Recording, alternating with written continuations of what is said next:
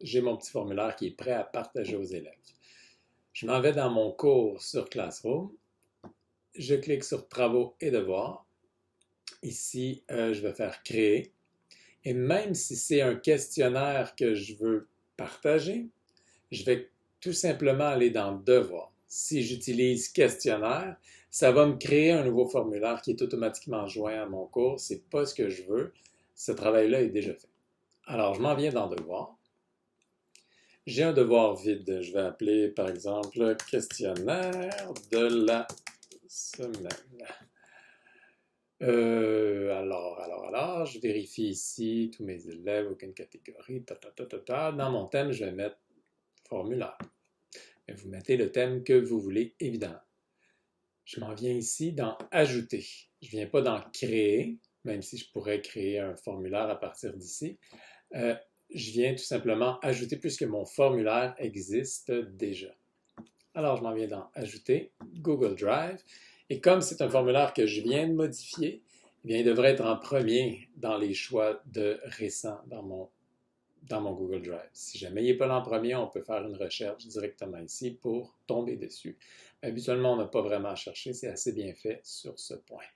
Alors, formation formulaire, je viens insérer et on voit qu'il vient s'insérer ici en bas et prêt à partager. Par défaut, il y a l'importation des notes qui est activée.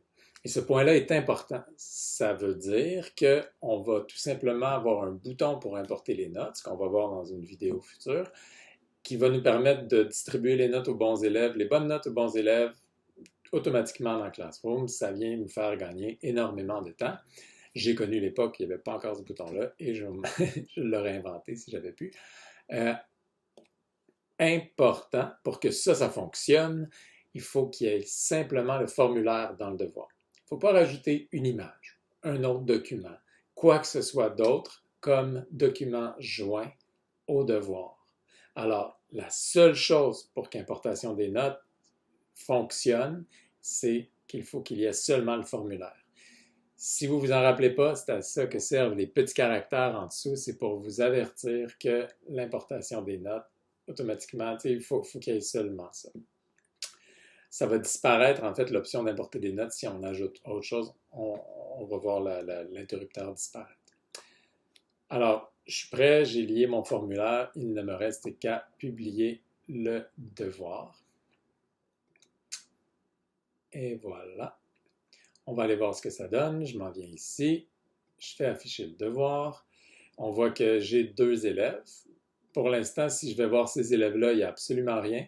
Ils viennent de recevoir le travail, ils n'ont rien fait encore, on ne peut rien voir, tout ça. Je clique sur le X pour revenir ici. On voit que le bouton Importer les notes est déjà prêt à être utilisé. Mais en ce moment, si je clique là-dessus, il n'y a rien qui va s'importer puisque mes élèves n'ont pas répondu au formulaire. Le formulaire est vide. Si je viens dans mon formulaire, on voit qu'il n'y a absolument aucune réponse ici. Alors voilà comment on lit notre formulaire à un devoir dans Classroom. Comment on envoie ça à nos élèves.